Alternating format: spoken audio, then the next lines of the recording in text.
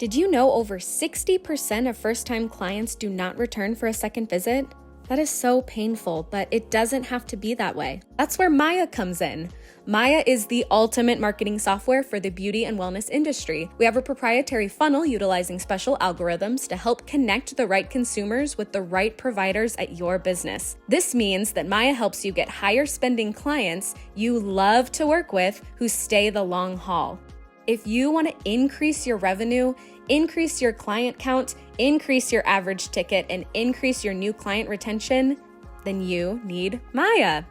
Go to joinmaya.com to set up your own personal virtual tour and see why over 500,000 consumers have trusted Maya and the businesses we work with to find their perfect beauty and wellness pro. We promise you will love Maya. Thank you for joining me. This is Katie Whitledge with the Beyond the Technique podcast. Today we're talking about rethink your team-based pay. Whether you're paying commission, is team-based a thing you should learn about, think about? If you are paying team-based, is there a reason to rethink that could be more successful now that it's 2025? We have the men here who are the authority to talk about compensation. In fact, all things financial. We have the owner of Strategies. We have Brett Pierce here and the president of Strategies, Michael Yost. I'm excited to have these first-time guests here. Brett is a second-generation salon owner with a legacy in hair. Him and his wife co-own Strategies. This is a company dedicated to financial stability and truly getting you to a financial, great state in your business as a salon owner. And then we have Michael Yost, who was a hairstylist for 25 years. 16 of those, he owned a salon. Started out as a strategies coach and worked his way up after selling his salon to then be the president of Strategies. So these guys, they know a thing or two about salon business, and I'm excited to have them here today. So without further ado, help me welcome Brett. Michael, welcome to Beyond the Technique. Thank you. Yay. We're Thanks for doing having us, Katie. Okay, so it's like, where do I even begin? Both of you, we think this is a female dominant industry. There's a lot of men though that start out as hairdressers. Sounds like both of you did. I'll start with Brett since you are our more seasoned wine in the group here. When did you decide to get it? Like, how did you decide to get in the business? When did you get in? Just because I have more gray, I'm seasoned. It's interesting for me. I am second generation salon owner. My parents, Ann and Gary Bray, had started our company in 1973. Prior to that, my mom had been, she'd been a hairstylist since the early 60s, and my father had also. And so for me, it was a natural progression to go into the business, and really I got involved in our company around 1987. My primary focus was hair color. That was where I stayed. That was my part of my main stage. And a lot of what I did was supportive of the world that my parents lived in, which was hair competition. My mom she's a NAHA winner. She was the first American female to ever win a world championship in hairdressing. So she was quite accomplished. My parents brought home the gold medal in 1984 for the United States in the hair Olympics. They actually called it the hair Olympics at that time. I didn't even know there were these things happening. Yes. Yeah, I mean at that point you had you had a lot of support, US support. You had a lot of industry support too. Top brands would support you through that. And so that was a lot of my background, my experience with the industry. And then it was always the influence I had around me. I think, what's special about hearing that is when you're around people who go after big things like that, you truly grow up as a child thinking like anything is possible. Why not go for it? So I love that. And actually, I would never have guessed that Naha has been around that long. She won that in 96. I think, if I'm not mistaken, it had been about 4 years old at that point. I could be wrong on when that actually started, but that was around 96. From there, she went on to do some editorial work. She got heavily involved with a product brand. And that turned into movie work where she was on 3 of the Hunger Games movies. Um, Okay, Effie, hold Effie, on a minute. yeah. Hold on a minute. Did your mom win an award for like best hair something of the year at Intercoiffure? Because I feel like I might have been at that year's award ceremony and saw her go up on stage. You most likely did. She's also a legacy, how do they call it, an honorary Intercoiffure member. So we were Intercoiffure in the early 80s. So my mom is still an Intercoiffure member as an honorary member. And she's been given a Lifetime World Achievement Award. She was given that in France, in Mondale. And I may have Wow. said that incorrectly for Mondale, but Intercoiffure, so the ICA there. So that's that type of thing. So yeah. So Wow. the Big background. shoes to fill here. That, yeah, yeah. It's and it, for her, she had such a single focus. It was still, and I'm not exaggerating when I say this. I tell this to people often. I tell it to those entering into our industry. What makes you great is your tenacity, and she's very tenacious. And still to this day, she practices. She sits down every night with a mannequin head and practices. And this is a person that doesn't need to, but she is always honing her skill. It's pretty amazing. And my dad was very talented himself. In fact, how they met was he beat her in a competition, and she didn't like that. So he sought he sought her out, or she sought him out, as somebody to coach her, and that's how they met, and they created this strong, not only a strong bond but a strong legacy in our industry. One last thing, I guess, as a brag, is that Pivot Point actually published a hair competition book, um, and for all the work that my parents had done, and it was published in like 3 or 4 languages, and it's now out of print, but it's an incredible book, all on hair competition and how to do that stuff. Brett, this is incredible. It's inspiring. If I'd have known this was the conversation, I might have rethink the Well, topic for well, I today's had to meeting. keep Kate, something in my. I was going to say, Katie, all I see is a future podcast in your future with Brett and Ann. Honestly, like I want to meet her and be her friend and have coffee and talk. And I just want to listen. I think sometimes the upcoming generation isn't keen on listening to people who have been there before them because they think it's potentially outdated, but there's so many golden things that we can learn from the generations that have come before us. So I love that. And I don't want to discount Michael's. Just like, how do you go next? But Michael, you are amazing and you've been in the industry for quite some time. So what made you decide that you wanted to become a hairdresser? Well, it's funny. I don't have nearly the resume, but what is funny is the fact that my father was also in the industry.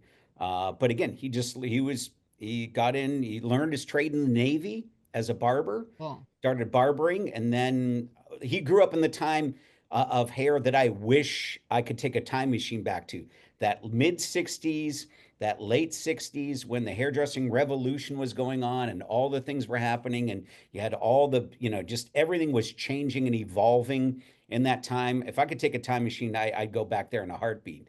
But learned his trade in the Navy, was a barber, was smart enough to recognize shift was happening in the industry when men no longer just went to barber shops and women just go to the beautician, type of thing, and opened up, started taking classes, learning women's hair as well as men's.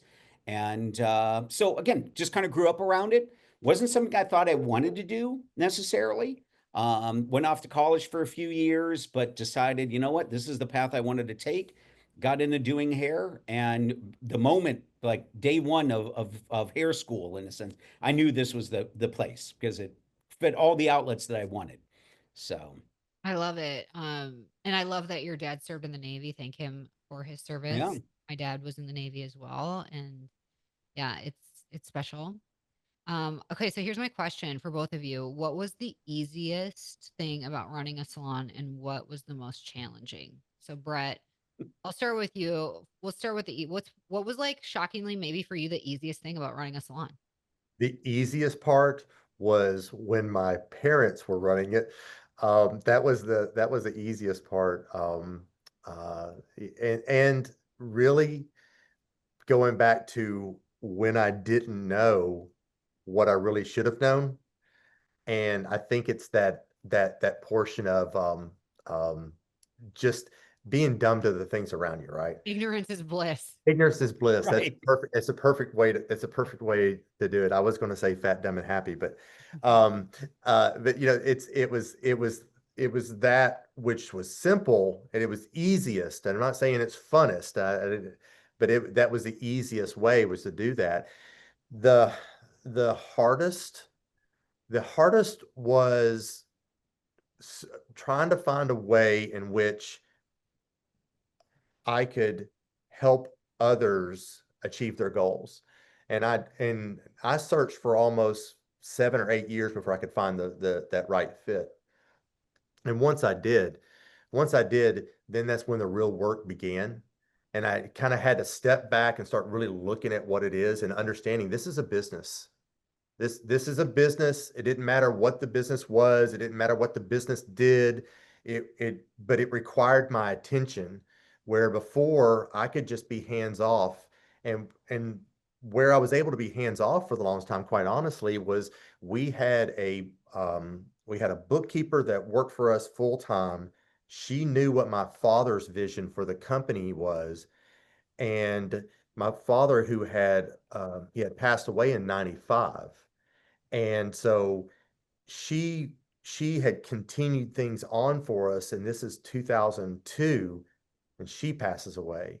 And then I had to struggle to regain whatever that vision was for the company and struggle to figure out where we needed to go. Um, my mom's skill was so much behind the chair and inspiring people with talent and with the arts portion of it.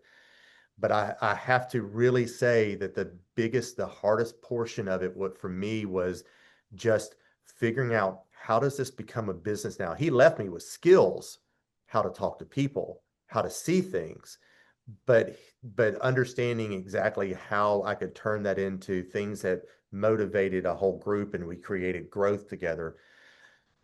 That was, I mean, which led me to strategies. But I floundered for a number of years trying to get there. And in that, I think it was just understanding the business. Where I felt like so many other people, it came naturally to. And although, you know, numbers are an easy thing for me, I love that portion of it, but I just didn't know where to apply those. I didn't know what they were saying to me.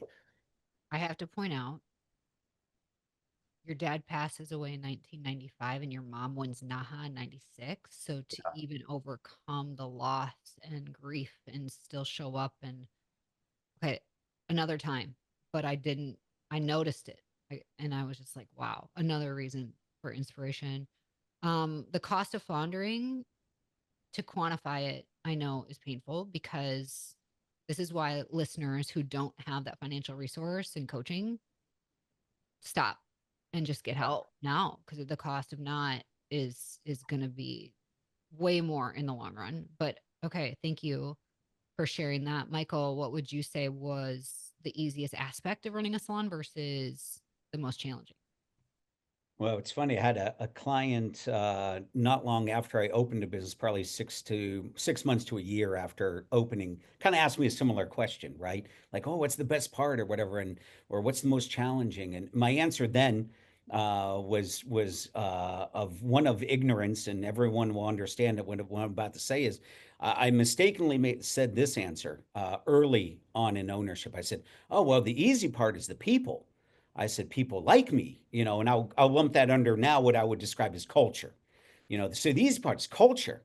I said people like me and all of this, and so I thought that's the easy part. I said the hard part I'm going to tell you is the numbers. I said because man, I had to learn what percentage of Social Security tax went to this and what 0.00725 of this was, and I had to learn all these things. I said that's the hard part, and then then as time goes on, uh, what you discover is, and what I discovered was, well, the numbers became the easy part. And once I got education, once I started to learn, again, much the same way, why I found strategies, I was just looking for something for my own benefit, and my own education. But with that being said, I learned then the numbers, and then beyond what the taxes are and things like that, I started learning the key metrics of a business and things and what I needed to be really consider and look at. And the numbers became very easy because, as I say in classes now, listen, once you understand that 2 + 2 = 4, that never changes. That's always the constant. And I said, and what I discovered over the course of time was that easy culture thing that I thought was so easy then became the challenge, which, and again, a good challenge and a frustrating challenge at times, right? Any leader will say that. It's like, it's the times when you're at your highest highs, when your culture and you're doing great things, and it's also your time of your lowest lows. And so it gets all wrapped up into one. And culture is that never ending journey of becoming that better leader, much in the same way that, in some ways, what Brett was even saying is, how do we help grow people and how do we help move people forward? And, so in some ways, that's one of the things I'm probably most proud of in so many ways. And at the same time, it also probably is a source of greatest feelings of like where I could have been so much better. So it kind of gets wrapped up. You get a little bit of both. You get both of those answers become kind of the same thing. It's like the biggest challenge and the biggest wins in both areas. Well, and we are going to be talking about team-based pay, this compensation conversation, but that ties into financials. So I want to go there first. When it comes to a salon financials, what are your like top 2 pieces of advice that if owners embraced this or looked at this, or if this became their focus with their financials, this would be like life-changing for them? What do you believe that is now in 2025? Wow. I would have to say that the number one thing when it comes to the financials is how often you're seeing those financials. Because I know it was for us, it was at the end of the year, our accountant, which he's very good at what he did, and he tried his best to give me information. But at the end of the year is when I would first see the financial. I'd first see the income statement then, which I probably should have just called the outcome statement because it was the end result of all that had happened in the earlier part of the year, and all that stuff was gone. And and I would see those things towards the end, and he would just say, "Okay, you got to do better next year." And and that doesn't really give you a lot of room to make any changes. So I think the first and foremost thing is to be aware of your present reality and just look at those things. Just see them. And then once you do get them, you have a clear understanding of what they're telling you. They're only telling you a story based on data and they're not judging you. Numbers are not judging you. They're giving you an opportunity to make changes or tweaks or to learn. And that's all they're doing. And what's that number representing at the bottom, the value in your company? Because on your income statement, it's really just giving you a representation of a value that's going on in the company. Doesn't tell you if you have enough cash in the company. It just tells you there's a value going on. And then you got to kind of work back through them to see what that means to the company. And it's that piece of knowing what's important to see. And what's funny is I was seeking this information. I wanted to know this part, and I kept going to different classes that I was finding across the country. Or different manufacturers were offering with different owners there, that type of thing. And nothing was really resonating, and nothing really made sense. And some of that stuff I didn't really quite believe what was being said. And I kept searching, and it was a class that I went to. It was in Atlanta, and it's actually where I met Michael and another one of our coaches at the time, Daryl Jenkins. And they were doing this for a manufacturer through strategies. And when I got there, it was the first time I really understood the things those financials, the income statement, profit or loss, or profit and loss, balance sheet, statement of cash flows. And then we have another tool called a cash flow plan, actually creating a plan. Imagine that, having a plan before the money actually even leaves you. And I was like, okay, wow, this is great.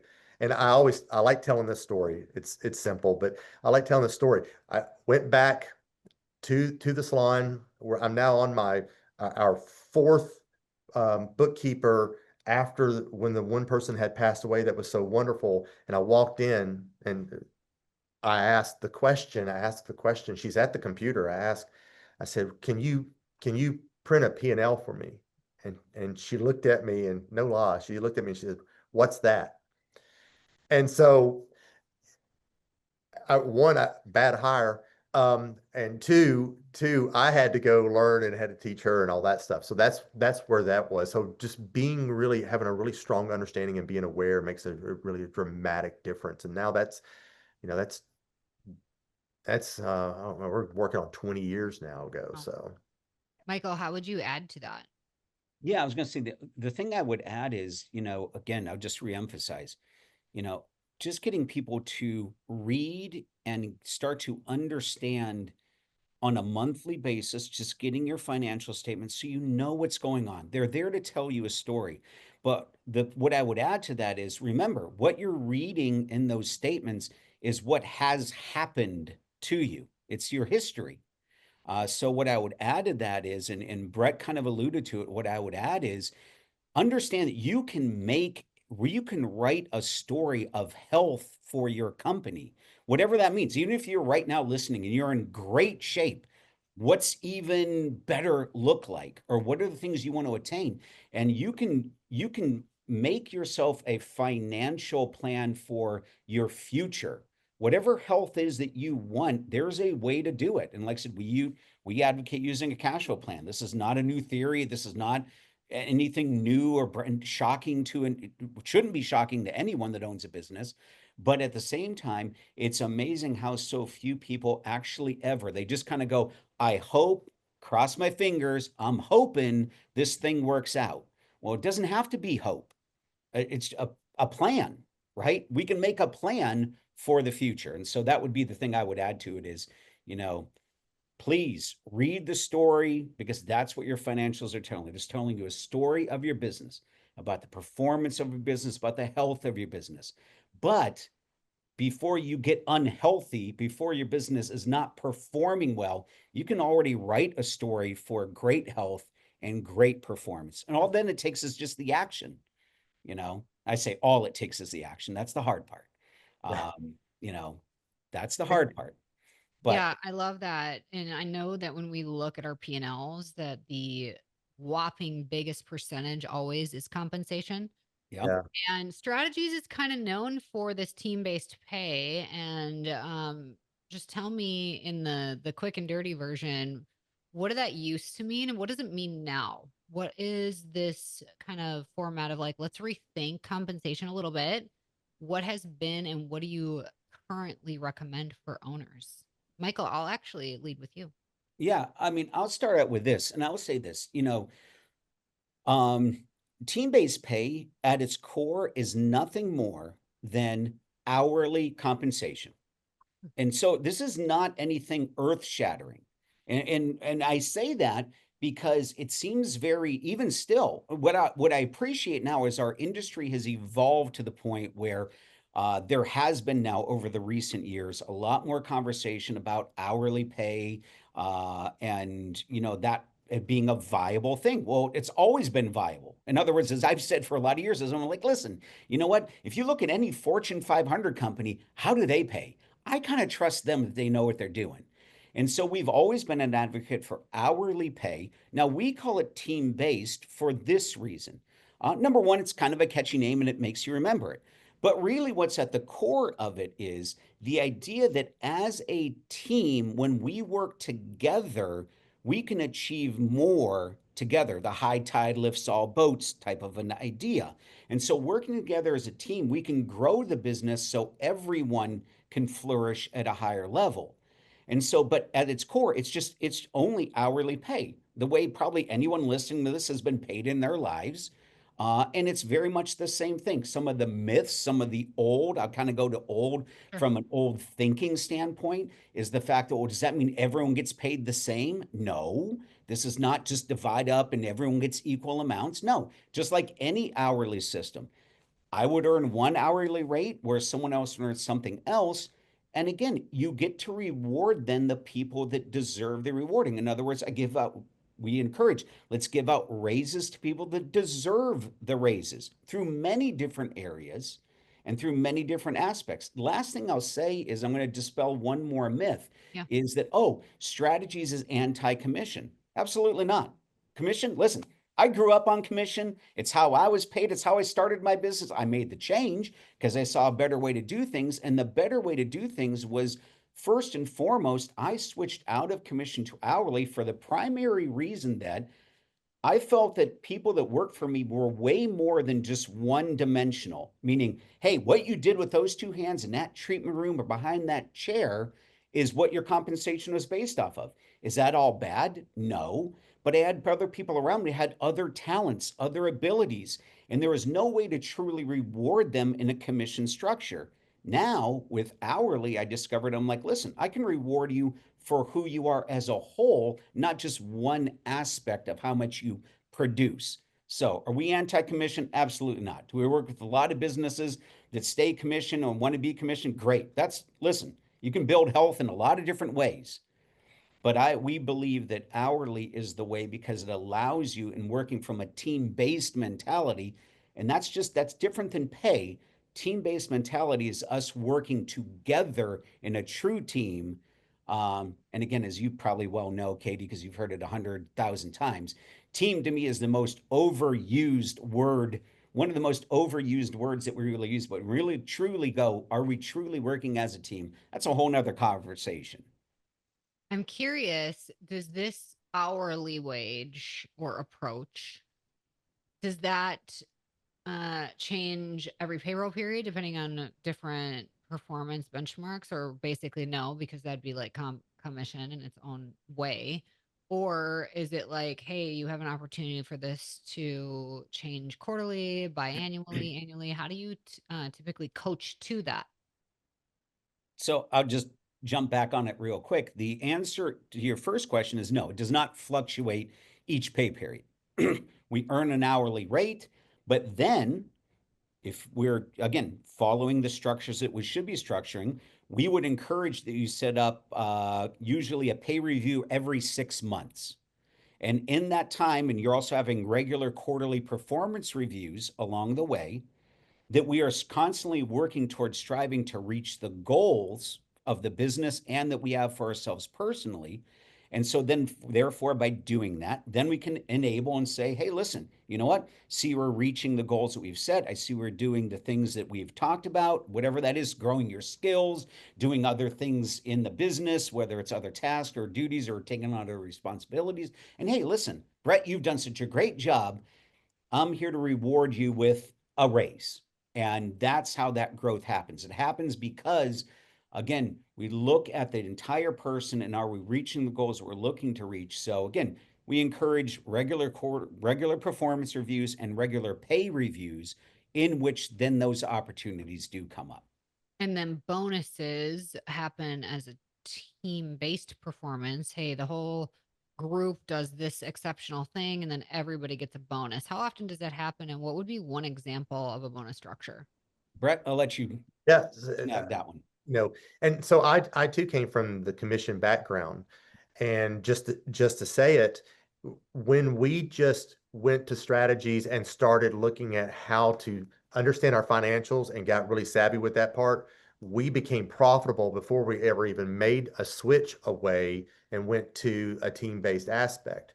But as Michael was saying, the real growth happened when we started doing things together like this, and we looked at that compensation program. But we still work with companies that are of all compensation structures. When it comes to thinking about reward and the bonus structure piece, that's traditionally once a month. It's like we understand as a team the goal for that month. And when you're doing your cash flow planning, you're looking at hitting that goal, and you set that bonus ahead of time for the team that you're planning on doing this distribution to everybody as a team, equal distribution. Imagine including even the people who have put the effort in at the front desk to make sure the sale happened, make sure the service was complete, make sure the client was taken care of. Imagine even taking care of them and them looking at that as a career. Because I have people who've been with me for over 10 years at the front desk because we set it up as a career. So once you hit that goal, you figured in what a bonus shared amongst everybody might be. You go beyond that bonus, go on that beyond that goal. That bonus also gets the opportunity to increase for that if we're on the game that much. What we want to, though, is not make that portion so large that that becomes the only way to look at it. Because the great part is that we start looking at what it looks like for a raise for those that are how they're participating and what our financials tell us that we can do. And we give a raise and they can actually start going up and continuing up. One of the challenges happens in some of our compensation systems out there in the industry is they fluctuate. They're up, they're down, they're up, they're down. Once we set a pay and people come to work, work the hours with the rest of their team, that doesn't do any dips. It starts to climb, and then when raises occur, they climb more. Instead of it just being, here's something that happened this month, and it's not going to happen next month, so therefore you won't make as much money. So we have it to where it's always an increase where it's going up. You have the opportunity to be a part of a career path, a career growth. And in that career growth piece is where we go, okay, this is where we found that this aspect supports us when we say team, because now somebody can go and help somebody who maybe ended up in the weeds a little bit, because they're still going to get paid no matter what. They're going to go help other people. They're going to be out front. They're going to support each other in that aspect. Now, I will tell you, there are lots of salons that have achieved that type of team aspect. We were one of those. My father taught me early on. He taught us early on that we needed to support each other, and it was one of those things that he preached and taught, that if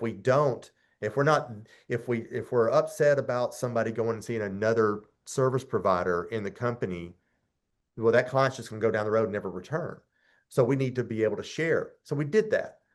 And I always kind of thought that was the perfect, just that perfect team. But what I didn't realize, it was when the times when somebody would like, oh, you go do that. I don't care how badly in the weed you are. I've got other things going on. When we brought in a structure that rewarded for the behaviors, the actions that we wish to see in the company, like, I don't know, being on time, to being in dress code. If you have name tags, wear name tags. If it is to communicate regularly with each other, if you can start to look at rewarding people for more than, like what Michael was saying, more than moving their hands, that they're just as equally important because they get involved and they think about moving the company forward. Maybe they're a great idea person. Maybe they're a person who's great at implementing the ideas. Maybe they're good at project managing, and you put them in that aspect. It makes the company healthier. You want to reward people at all those levels, not just the one, because that's what creates that positive culture. That's what we're trying to do is create those cultures out there. We want to have a happy environment where people remain, where staff retention is huge, and that's a big focus.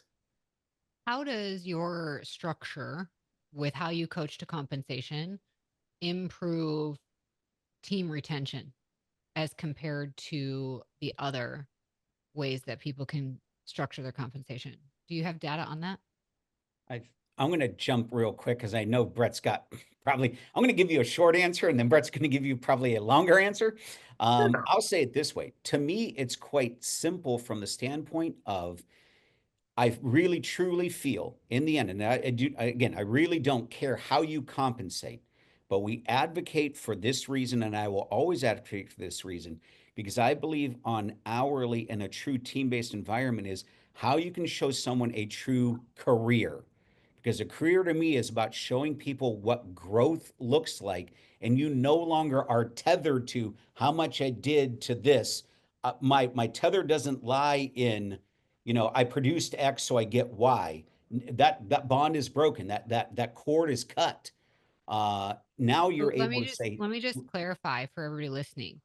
You have expectations for somebody to move up to another hourly wage compared to where they started. You're going yeah, to get a raise if you yep, do XYZ, but the XYZ has nothing to do with behind the chair performance. In other words, it has nothing to do with your right. retail sales or your rebooking rate or your the amount of services that you provide or the number of am I getting that right? I'm gonna make just a slight little correction, Sure. and say yes to exactly what you said. For some people, you might say, "Hey, listen, you know what? I'm gonna base their growth. It doesn't. It's not based upon how much they produce." Other people, you might elect to give raises because they're producing a lot, and so you're like, I want to reward that factor, and that's the cool thing. It's not about rewarding only one thing or this and not that. It's I look at your entire person and I might say to you, like, for example, the best way to say it would be like, hey, Katie's new to our company. And those first few years, probably a lot of the reason I want to reward you is because you're growing rapidly in terms of what your production is and everything that you just said. Those key metrics like my average ticket's growing, I'm selling more retail, I'm doing this, I'm doing that. Awesome. But then there gets to be a point in any system where guess what? If I work 40 hours a week, I'm maximizing myself out. Well, now that kind of starts to flatline, but I can still keep rewarding a Katie at that point because it's not so much about your production anymore. It's about how you're giving back, how you're mentoring those younger people now and bringing them up, how you might get involved in some form of leadership, how you might be involved in maybe you're big into helping us control expenses and you're helping us control with inventory controls and you're part of that group. Or maybe you're great in social media or something and you're helping us to get our name out there. Or maybe you're just flat out, you give a great experience and that word of mouth alone draws people to us. And so that's the great part about that journey is it's always the kind of thing where we can show you a career path in your growth all along the way. And that's also part of, we didn't talk about it, but that's part of it is building a career path to someone, how they can grow their skills, what that looks like, what the expectations look like. So we're always setting goals like that.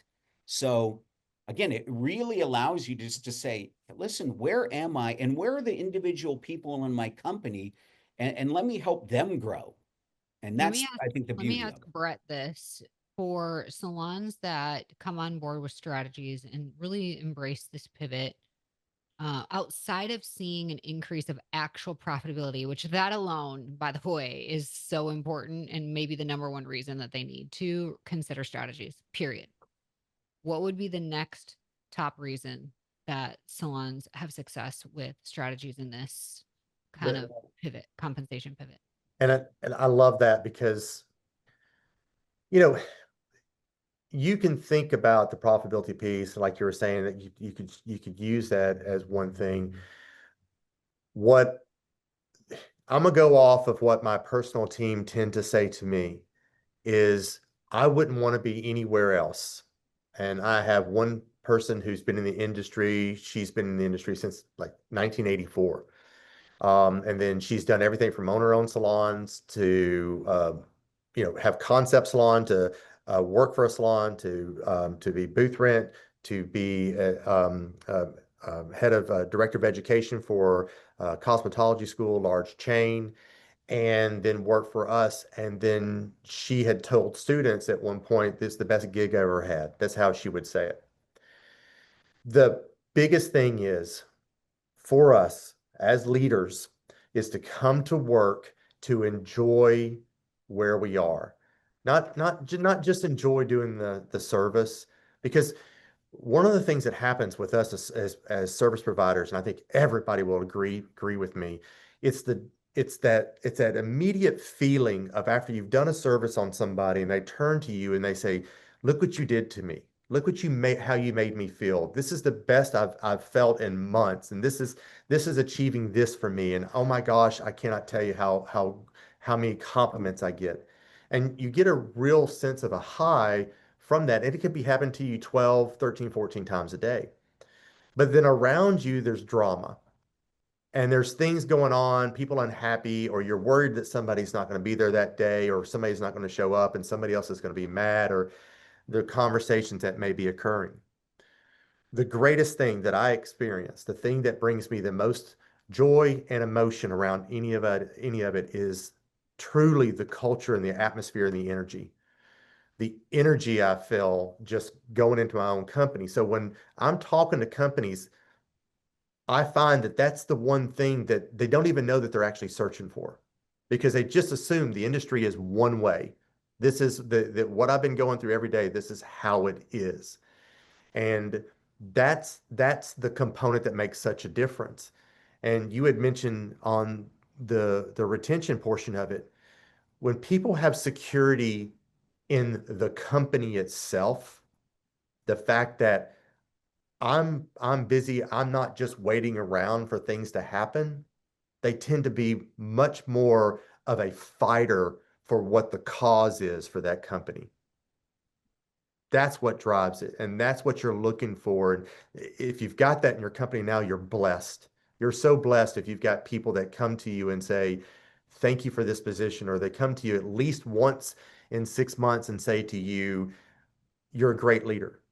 Because we too want to have that feeling like what it was every 30, 45 minutes when we saw a client that we were told that we did something Yeah. that was amazing for them. Excellent. Well, for everybody listening, we have the link in our show notes for you to go and learn more about strategies and follow what they're doing on social media. You have different programs, Michael. What would be the best way for people to start a conversation to learn more about strategies and see the different options for coaching and then the community that you have? Well, I think the easiest way to connect is, and the simplest, and again, it is, I mean, I mean this 100% sincerely, is, you know, reach out to us. You can find us through the website, but reach out and talk to Christy. Christy is going to be the point person for anyone new coming in, and she talks to business owners every single day and helps them determine what their real needs are and just where they are and what's the best fit. What strategy is not about is let's put you into something just because we want to, we think you should do this and making a sale. It's not anything about that. It's about helping companies get healthier. So reach out, do a free, again, it's just a free, no obligation, conversation, set up a free coaching call with Christy. She can walk you through everything. She's going to listen to what you have to say, hear where your challenges are, and then give an honest recommendation about what good next steps would be that fit you, that fit your reality, and fit where you want to go. I will add Christy's contact info into the show notes as well for everybody. Guys, before we're done, what would be some final words of wisdom for owners listening that are really just, they need that support for their culture, their financials, and to really take a look at their compensation program? What would you just want to leave them with today? My hope would be for anybody out there to, and it sounds so funny to say this, but just to have bravery, go look at the things that really will help move your company forward. And I hope that you're already doing that. And with that information, the people who really win in any business are those that are brave enough to look at those things and to be tenacious and not give up and keep seeking for ways to be stronger and better at what you are. Tenacity is the number one thing. 100%. I gonna, again, this is Brett, man, this is why we're such a good team, man. Because I just wanted to say, if you're listening, and no matter what your situation is, and man, I've been through the ringer, as we all have as business owners, man, I got stories to tell you. But the simple fact is you're still standing. So, you know what? Good for you. And again, keep that tenacity going. And again, do the things that are right for your business. And just to bring one question back, because again, we had a lot of conversations about pay today. What I would simply say is, listen, pay doesn't fix anything. Pay supports what you'd like to have happen. And pay is a thank you for jobs well done. So what I would just simply put the question out there to everyone is simply this, is to say, listen, reward what you want repeated. And if you don't like what's being repeated now, you might have to look at how you're rewarding that. And again, changing your pay doesn't mean suddenly people are going to be different, but it allows you to start to say, I'm going to reward the things I want to see from my business. That's where that tenacity might come in. That's where that, you know what, I'm going to move forward in a strong way with my company. But man, if you're listening, you're still good for you, man. Just keep it up, keep the energy, and make decisions that keep you moving forward. Well, I love that. I wrote reward what you want repeated. And that is like applicable to parenthood, Yeah. being in a marriage, Yep. being in any relationship with that. You know what I mean? So I love that. Yep. So thank you so much. You guys, I really appreciate you being here. And I love what you're about and everything you've done and just your history. I respect your background, like everything. So thank you so much for being with me today. Thank you. You. And thank you all for joining us here week after week. If you appreciate this podcast, please take a moment to leave us a 5-star review wherever you're listening so that more people like yourself will discover Beyond the Technique, where we're here to change the way that you are supported in your business. Until next time, have an awesome day and stay strong.